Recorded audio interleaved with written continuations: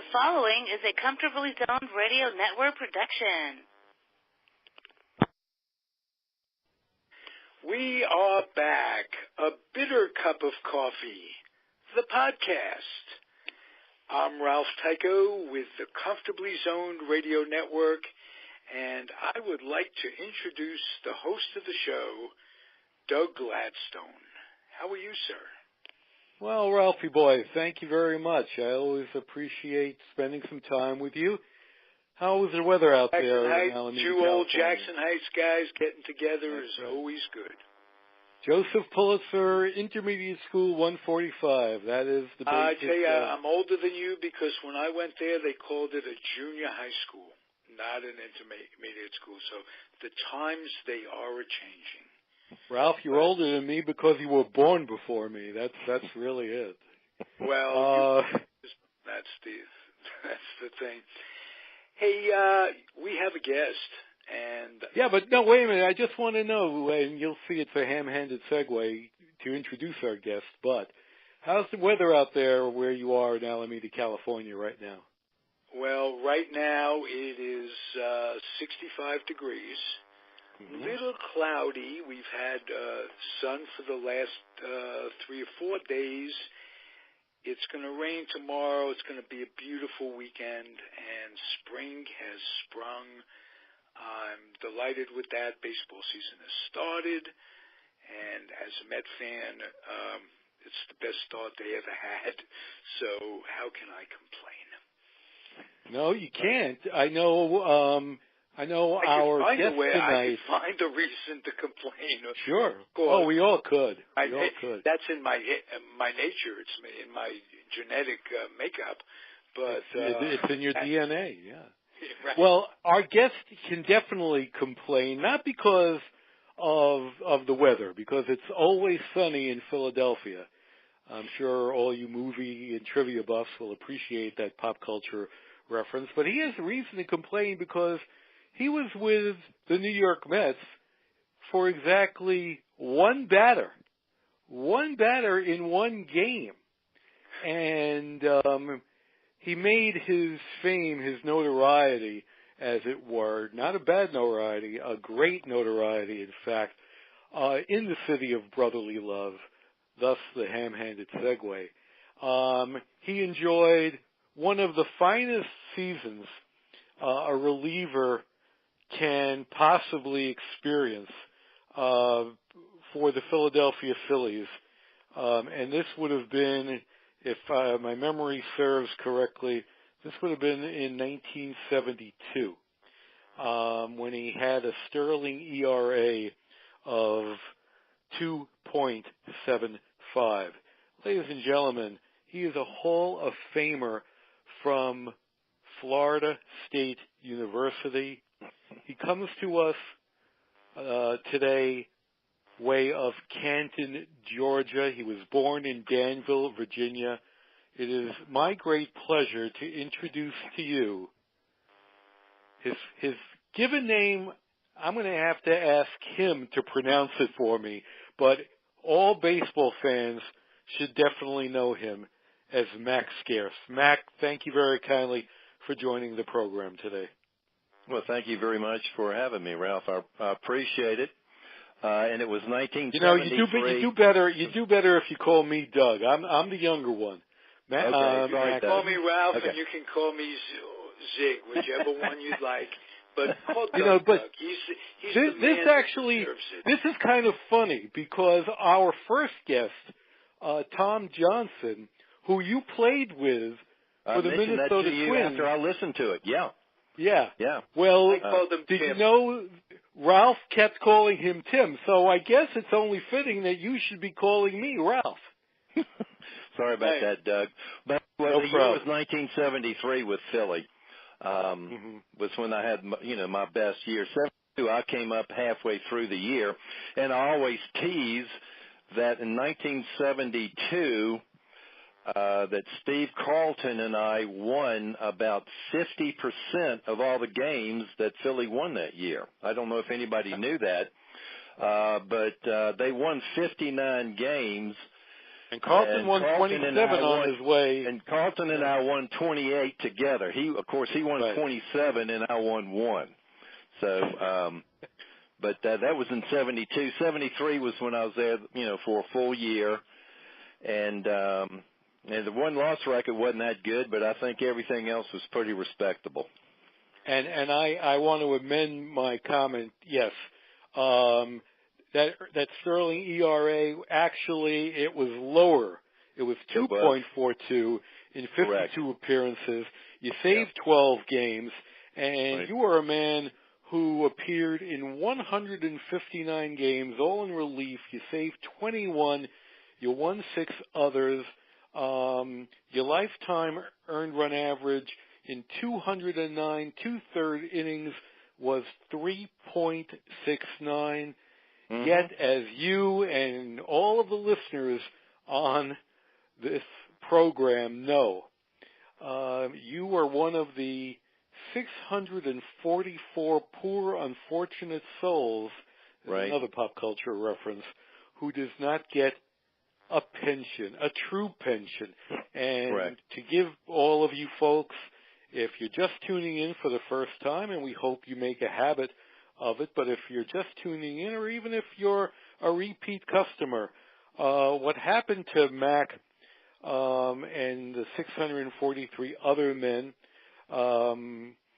occurred back in 1980, when during the Memorial Day weekend there was an averted strike, and the late negotiator for the league, Ray Grebe, went to the late Marvin Miller and Donald Fear, the then associate counsel, and he said, "Boys, I'm going to make you an offer you can't refuse." And that offer was as follows. Moving forward, all a player would need to be eligible to buy into the league's umbrella health insurance was 1 game day of service on an active MLB roster, and all you needed to be eligible for a monthly pension was 43 game days on an active MLB roster. Previously, the threshold was 4 years of service. So a man like Mac, who clearly had more than 43 game days but less than 4 years, he's on the outside looking in. So we're going to fast forward 31 years to April 2011. The league and the union agreed to partially remedy this injustice, and ever since, Mac has been receiving $625 a quarter for every 43 game days of service he accrued on an active MLB roster. That's up to $10,000. That's the max. I know of only one man who even remotely comes close to the $10,000 ceiling. And by the way, that's not net. That's gross, because taxes are taken out. The one man I'm referring to is a fellow by the name of Don Dillard, who actually lives in South Carolina. He was a pinch hit extraordinaire and fourth outfielder for the Milwaukee Braves and the Cleveland Indians, and he gets he fell 17 game days shy of a pension. I don't know if it eats at him. Mac, I don't know how many game days shy of a vested pension were you? I had right at 3 years total. It was 2.5 total. Yeah, 2.5 with Philly, and then in 1978 I was with Minnesota and spent a half a year with them in Minnesota. So I'm right at 3 years. Okay, so we're gonna I'll let the folks listening figure out what that is, but basically, ladies and gentlemen, boys and girls, you start with a gross check of $7,500, and after taxes are taken out, let's put it this way. At a time when today's MLB pension for a vested retiree is a maximum, according to the IRS, of $220,000, you can do the math and figure out what Max Scarce is coming home with.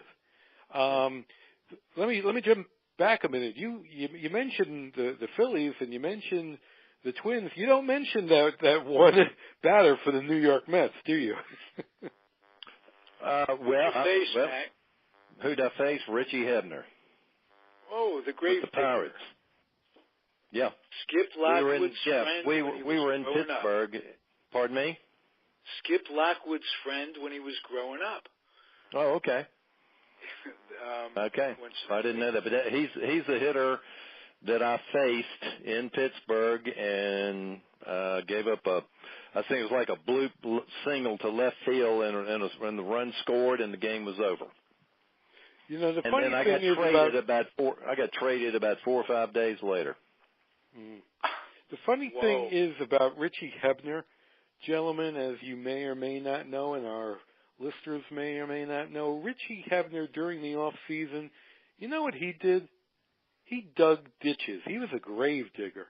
Now, today, if you're fortunate enough, and the minimum average salary, the average salary these days is $4.4 million, and the minimum salary goes up in 2019 to $565,000. Back when Mac played, I think guys were fortunate if they were pulling in anywhere between $12,000 and $25,000.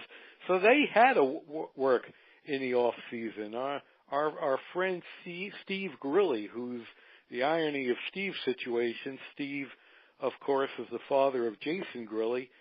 Steve had to drive a UPS truck in the off season to make ends meet, and of course Jason, if and when he retires, I don't know if he's signed on with another team in 2018.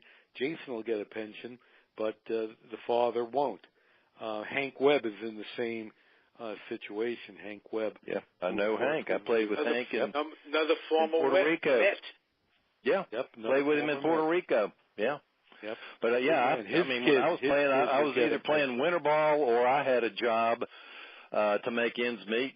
Absolutely. I worked at a sporting goods store here in Atlanta. You had to. No, sure. You didn't have a choice. May I interject something? What galls me about your situation, Mac, and the situation of these 600-plus players, and there are more. Some are no longer with us. And whatever Major League Baseball, whatever pittance they gave you, isn't passed on to your survivors in the event of your death. Now, not having that makes it not a pension, not a legal pension, because in a legal pension there are survivor benefits. You don't have to take them. One can opt not to get more money on a monthly basis, and then when they die, if the money stops. But that's something that they have a choice of agreeing to.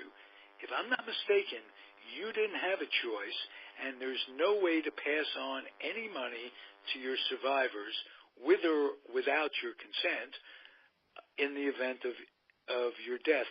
Now, that galls me, because not only is the money that they offered you guys so inconsequential that why would they expect your survivor to have it any easier if you passed away? Now, I just wanted, Ralph, if I can just point something out, because I don't know if our listeners know this. Mac was married and divorced. The love of his life, his second wife, Catherine, succumbed to breast cancer on December 30th, 2014. Right. And and by the by, this is not in the strictest sense of the word, as you gentlemen both have agreed, a pension. They call it a non-qualified retirement annuity, whatever in the world that means.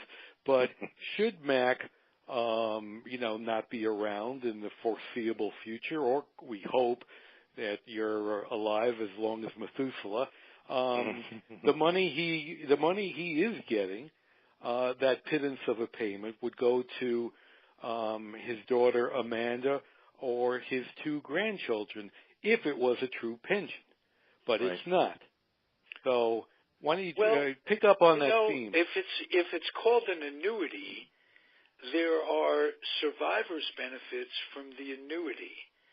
And I'm wondering if you cannot opt to have survivors' benefits. I think you guys need a class action suit, to be honest with you, because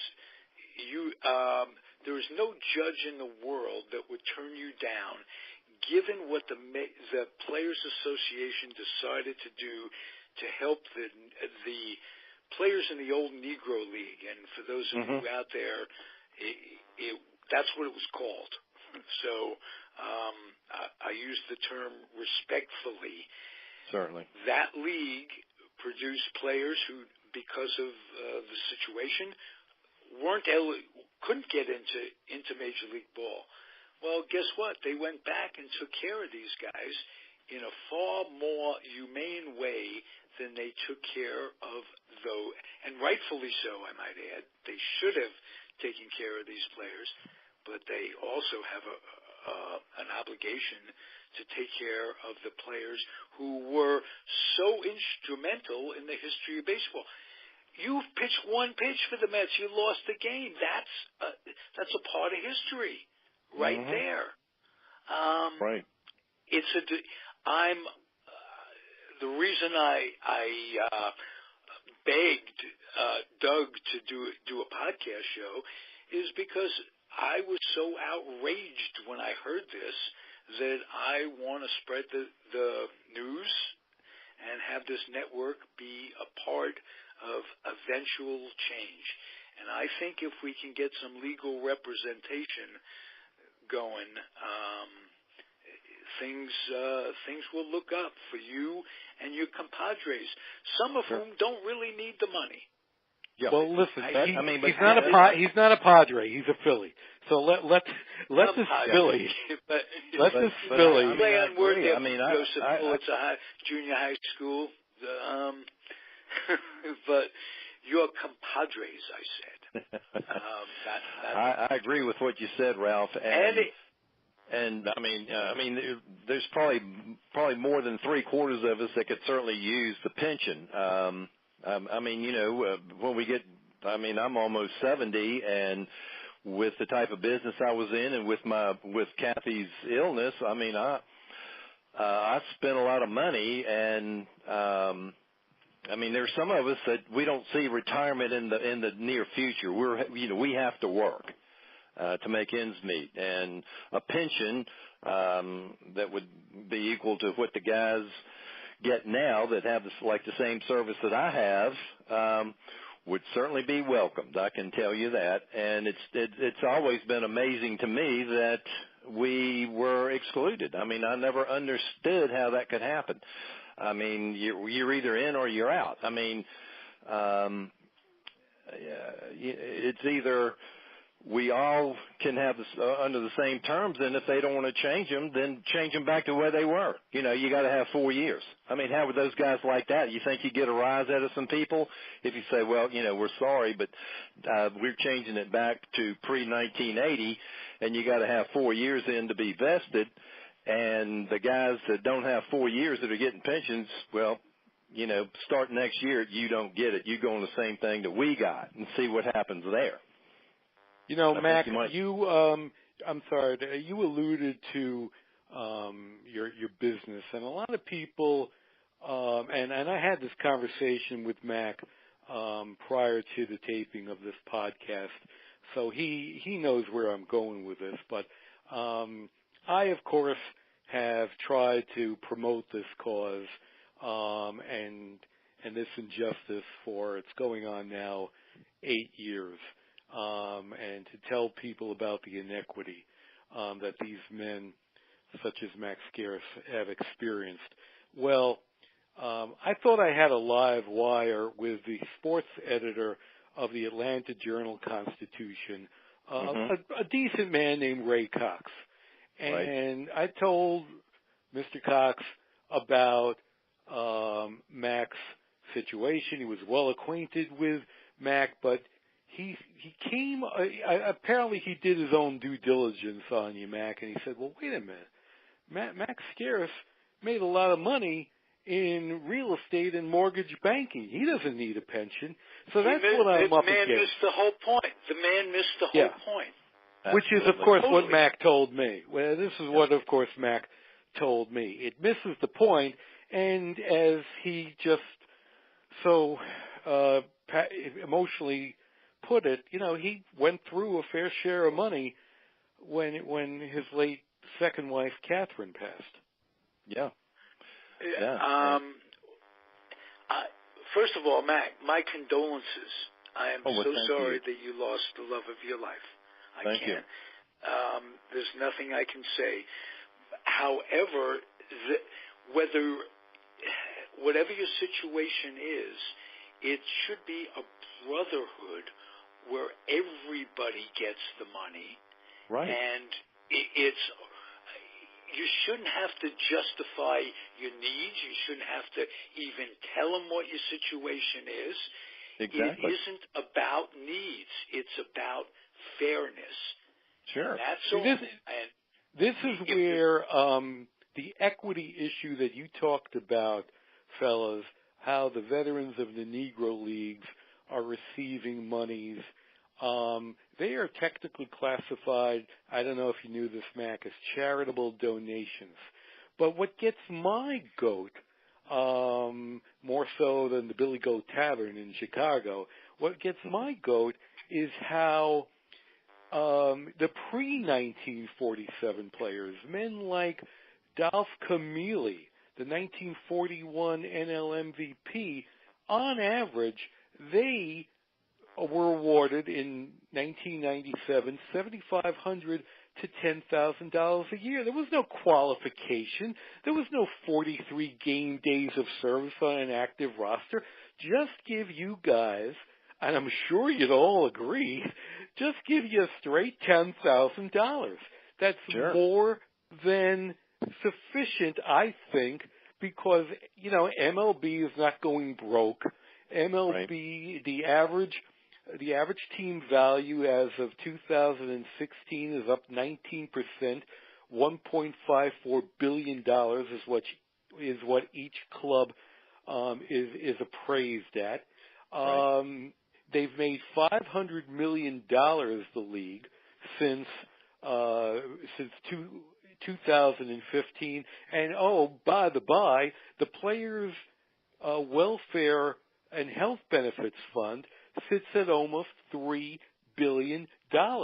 I think, if I'm doing the math right, and again, at Joseph Pulitzer Intermediate School 145, we didn't learn about math too much, but I think 6.44 million. You got to go to a high school out of there that you had to take a test to get into, Stuyvesant High School. I went to Bronx Science, my friend. But that's neither here nor there. Even better, a school. I went to Newtown. You didn't even have to take a test to get out of Newtown. That's right. Let alone to get into Newtown. I was zoned for Newtown. They didn't want me. In any event, what I'm saying is, at $10,000 a pop, are you seriously telling me that Max Scarce and David Clyde and Carmen Fanzone and George the Stork Theodore aren't worth than the 640 other guys who I'm talking about? You can't set aside per year $6.44 million for perpetuity, because you're right, we want Mac's daughter and his grandkids to always receive the monies. $6.44 million in the grand economy of this sport is chump change. Absolutely, walk around money. Yep, that's right. Absolutely. And one last point, Ralph, I just dollars in the pension fund. This money's not going to come out of current players. It's not going to come out of the executive board or anything. Steve Rogers, Harold Reynolds is not going to have to go, well, we can't pay the bank dude because they're paying 600 guys $10,000 each. Give me a break. It's one last thing about epidemic in the whole world, the whole country, whatever it is we live in, people are greedy. They don't like the word socialism, not because they think it's communism. They think the money to take care of the poor is going to come out of their pocket in some way. That's all it is. And here's one last point I want to make about the Negro League veterans. Obviously, all three of us, given the color of our skin, would never have been precluded from playing Major League Baseball. Well, Ralph, you and me, we couldn't even make the Joseph Pulitzer softball squad. But I mean, there were people who Elm Jack Little League, you mean? And no, right. I didn't make it, but I came damn close. Okay, but there were people who, because of the color of the skin, were precluded from playing the great national pastime, and thanks to the great Jackie Robinson, who broke the color barrier, persons of color are now playing this sport, and that's all well and good. But and I'm not a labor attorney or an employment rights attorney, but I do know one thing: you cannot give benefits that are similar or comparable or better than to men who had no contractual employment relationship with this employer, with the league, like Max Scarce did, and then turn around and hose Max Scarce. Because I don't know whether or not you know this, Mac, but Negro League players in 1993 were awarded, and their spouses were awarded health insurance for life. Then in 1997, did you know that? Okay. No, I didn't. All right. Well, 1997, a group of Negro League veterans were then afforded, in part because it was the 50th anniversary of Jackie Robinson breaking the aforementioned color barrier. They were awarded $7,500 to $10,000 a year for life, just like the pre-1947 players. Mm-hmm. And then here's the one that really, really bugs me. In 2005, United States Senator Bill Nelson, who's still the senior senator in Florida, he gets a call from Barack Obama's predecessor in Congress, Carol Moseley Braun. And she says, hey, baseball really wasn't fully integrated until Pumpsie Green got on the Boston Red Sox. So Major League Baseball goes to the well another time. And here is the important thing that I am trying to convince and by the way, if there's any employment benefits lawyers listening to this program, please call Ralph or myself or email us on Facebook, because in 2005, 89 more veterans of the Negro Leagues were given this option: $40,000 for 4 years or $350 a month for life. And here's the big thing: you didn't have to play Major League Baseball. Yeah. No, I didn't. And by the way, Doug and I both agree that what they get, what they're being awarded, isn't enough. No, I agree. Three times as much, and it wouldn't be enough given the social situation and the length of time that it took to integrate. But I guarantee everybody here, I guarantee you that $40,000 for 4 years is, if I'm doing the math right, is at least $10,000 more than Max Scarce has ever netted in 8 years.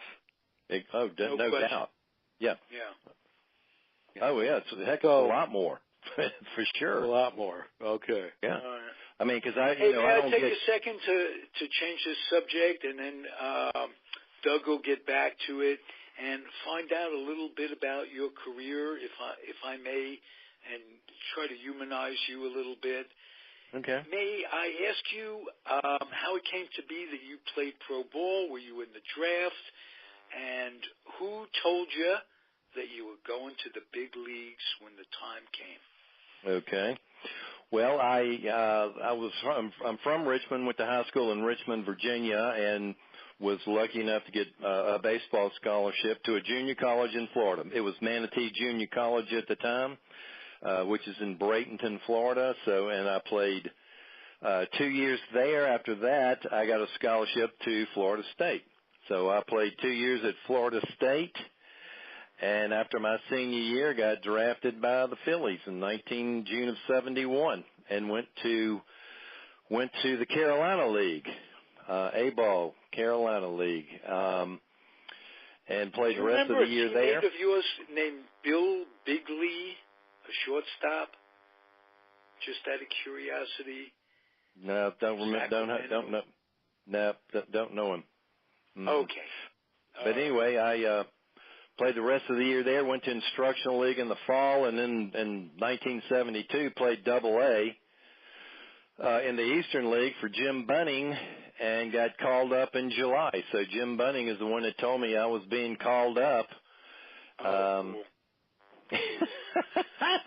And so I went from Double-A to Philadelphia in 1972. I have to obviously wait a minute. I actually have to tell our listeners, all deference to the late, senator from Kentucky, great pitcher. Any Philly fan, heck, any Met fan remembers his perfect game in 1964 at the old Chase Stadium when he was a member of the Phillies. But he was a Hall of Famer in Cooperstown. He's not a Hall of Famer when it comes to this particular issue. And, I mentioned previously to Mac and Ralph that I had the pleasure of meeting former Congressman Bunning when he was in the House. He actually chaired a subcommittee in the House on either Social Security or retiree or veterans issues. Now, you would think that a man who's a Hall of Fame pitcher, who obviously is a United States elected official, who knows a little bit about retirement and had played with so many Phillies who were affected by this issue.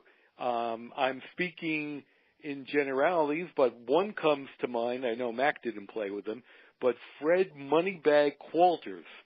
Fred Moneybag Qualters, who is still living in Pennsylvania. He gets a pension, but he doesn't get it for his time in the show. He gets it for having worked in state government in Philadelphia. But Jim Bunning played with him, and I know you thought very well of him. I believe, you played in Puerto Rico for a team called the Coahuilas Criollos in 1973. I beg your pardon. Mm-hmm. And he was your pitching coach. Yep. But and he's not here to defend himself, so maybe my critics, and God knows there are many, will say it's not right that you're taking a cheap shot at him, but I think he should have helped you. So, yeah. I don't want... And like I'd mentioned to you before, I was not aware that he was in that position and the position that he took. It is disappointing, although, on the field, he was someone I admired and helped me a lot, and got you to the bigs. Yeah. So, yeah. Something to be said for that. Sure. Tell me about... Well, let's go into that magical 73 season. Well, wait a minute. I just want to... you're the one who started this, Ralph. I want to go talk to Mac about his 73 season. If I'm remembering correctly, Paul Owens was your manager. back then? No, okay. Here's what happened. In 1972, you all remember Frank Lucchese? Right. Yes, sir. When he got fired, Paul Owens came down from the general manager's office and became the field manager for the remainder of 1972. In that winter, he hired Danny Ozark. So Danny Ozark was the manager in 73. Got it. So that's who I played for then. And when I had the best year that I had, as far as, I mean, like I said, the one loss record wasn't that good, but I was basically the closer. And when the last couple of innings, and if you don't hold them, I could possibly leave a runner on, and they'd pull me because of a right-handed hitter. The run it would end up scoring, and I'd get the loss. It's either that or I'd hold them and get bench hit for. So, but that was early. That was when Philly was really building. They still had somewhat of the nucleus of the team that won in 1980. Bob Boone was there, Mike Schmidt. He and I were roomies for 2 years. Boa, Lazinski. Twitchell? Was Twitchell there? Was Wayne Twitchell there? Wayne Twitchell. That guy could throw. Absolutely. Yeah.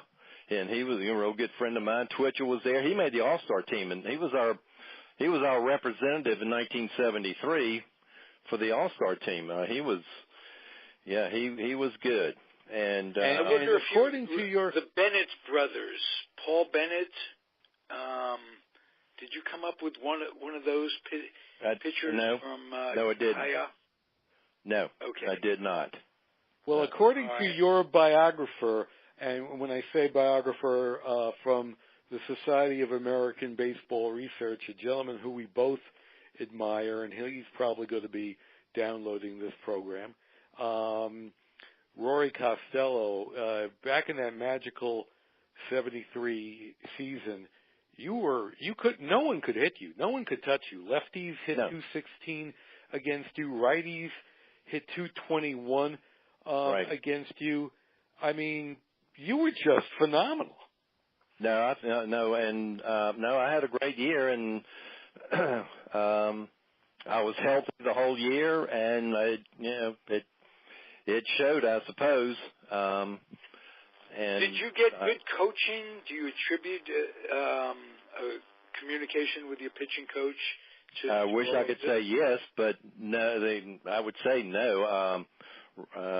Ray Ripplemeyer was the pitching coach, but there wasn't a lot of instruction. So as far as I was concerned, I was pretty much on my own. But being a short reliever, and I was a two-pitch pitcher, a fastball and a slider, and I relied on my slider, 75% of the time. I mean, I could pretty much get that one over anytime I wanted to, and like the batting averages show, I was as effective against right-handers as I was against left-handers. So, Mac, let me ask you one more question, then I'm going to turn it over to Doug. For real, just one more question. What was the first year at a ball like for you when you had to adjust to being a civilian? You had the motor running, and it was almost like you were neutral. How did you handle that first year? It was it was tough, because I guess all of us go in denial. It's like, since I'm not going to be playing this year, I guess they're going to call baseball off, because how can they have baseball without me? But and so you know exactly, you're thinking about when spring training starts. You know exactly what you're doing. You're imagining what they're doing, exactly the drills they're doing. The camaraderie is what you obviously, I'm sure, what most everybody says they miss the most. You miss the guys, and so it was pretty tough to have to realize that it's over. I'm not going to play anymore, and that I've thrown my last pitch in pro baseball, and there's a mourning period, and you just you get through it, and and then time heals all wounds. So it was it was quite difficult, and I only played 8 years. So but I can't imagine guys. You played another 12 years preparing for those 8 years. Correct. That's true. So it was a part of you. What did you do afterwards? How did you transcend your competitiveness to the business world, or whatever you did? What worked for you as a business person that you learned from baseball? Well, what I did, after I got out of baseball, this is 1978, and the economy wasn't real good back at that time, early 80s. I worked for an electrical company for about a year and knew that wasn't for me. So then I got into kind of a company that bought and sold land, and I used to sell real estate for a while, which moved me into the financing end of it, and then that's when I started. That's when I got into residential lending, the mortgage industry, and you talk about competitive. That's competitive. You got to be on your toes and know what you're doing. And so I worked for a couple of different companies the first 4 or 5 years, and then after a while I thought, I saw what was being provided to me, and then I thought, well, I can do this. So I opened my own company in 1990, and I've been doing that ever since. I have been since the death of Kathy, I have been on a leave of absence, if you will, but I'm still licensed and do my continuing education, and will still have to continue in the residential lending industry. Okay. And that is what I think is so sad about this, that, men who are no longer young, they're not in their salad days anymore, they should be on Golden Pond, but they're being forced. They are literally being forced because of the cheapness of their former employer. Yeah, that is something that I abhor. I can't. Well, and I've just recently, since Doug and I have kind of connected here and talked about it a little bit, I just really never had thought of it anymore. That in February I get my little check, and I just never thought about it. But really, I just think it's amazing that they would take the position that they do. And it sounds like to me they don't even entertain or even listen to our side again. I mean we did the same thing these guys are doing now. That nothing different. The only thing different is they're getting paid 100 times more or 1,000 times more than we did. I mean, there's some pitchers that make as much in one game as I did in the whole year. So, and again, it's not that they are in a position to afford it. It's the principle of the thing. I mean, we did the same thing the guys are doing now and have been doing for the last 30 years, but we are excluded, and I don't see any reason for it. I don't understand it. Well, as Ralph and some of our guests on the Comfortably Zoned Radio Network programs have said, yes, the league's to blame. The Alumni Association is definitely a joke out in Colorado Springs. They're to blame. The union is to blame. I'm going to give Tony Clark and my good buddy Steve Rogers an out. I understand that the first job of any labor union is to take care of your dues-paying members first, and that once you're a retiree, you are not afforded what is legally called the duty of fair representation, i.e., you don't have to be some retiree's legal advocate. But you know what? I'm a subscriber to the Three Musketeers, all for one and one for all. You guys sacrificed your bodies.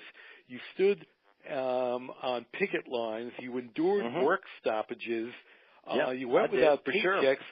Also, that people like, I remember this is what we pointed to, Mac, when I same-timed you recently, also that Clayton Kershaw could make last year what most people would consider an obscene $31.17 million a year.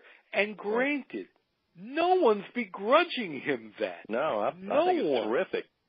Terrific. Yeah. But let's start sharing the wealth with all those men like you who were pioneers and who made it possible for free agency to occur. Because, I mean, I was all right, Mac. when now here's my positive. I got to give you something positive. Money notwithstanding, you mentioned the word Golden Pond. So, tradition. I mentioned it. Golden Pond Doug has algae in it. All right, it has algae in it. And the fact that you were forced to get up as a retiree and do something, not that the money notwithstanding, could give you something to get up for. It's kind of keep you going. You're apt to live a long time if you have something to think about, as opposed to just sitting around on the, quote, golden pond, waiting for the end. So from that standpoint, I hope you can get and continue to get satisfaction out of whatever it is that you do. Well, thank you. Bucks to survive. Right. And, well, thank you. That's a good way to look at it, and I will certainly be motivated to have to, still earn. If you can look at it that way, it'll help. Again, it's a Band-Aid given everything that you deserve. Just want to tell you that. Thank you. Doug, if you would be kind enough to close it out, and because our time is about done, I'll close it out. I'll close it out with Doug's behalf. I appreciate your being here. Well, I appreciate the invitation. It's been a delight. I'll close it out with one quick question and then one comment to Mac. I know your given name. At the outset of this podcast, I said I couldn't pronounce it. Mac is not your given name. Neither is Chief or Buddy. Please tell our listeners what your given name is and how do you get your nickname of Mac?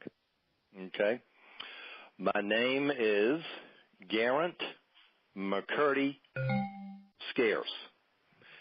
And it's Garrett like guarantee without the T, but it's spelled differently. It's spelled Guerrant, pronounced guarantee without the T. Garrett. McCurdy is my middle name. I thought for a second you were going to say my given name is Rafael Tikachinsky, but that wasn't it. It would have scared the hell out of me. Thank you, gentlemen. This has been a terrific show. Doug, thank you for bringing Mac, and thank you for getting the word out there on the podcast on a regular basis. Happy to have you with the network. And hope to have you back. I enjoyed it. Okay, gentlemen. Thank you out there, listeners. Please be well, and we'll be back sooner than you think. Thanks again, Doug. Thanks again, Mac. All right. Adios, everybody. Thank you. Mac, thank you very much.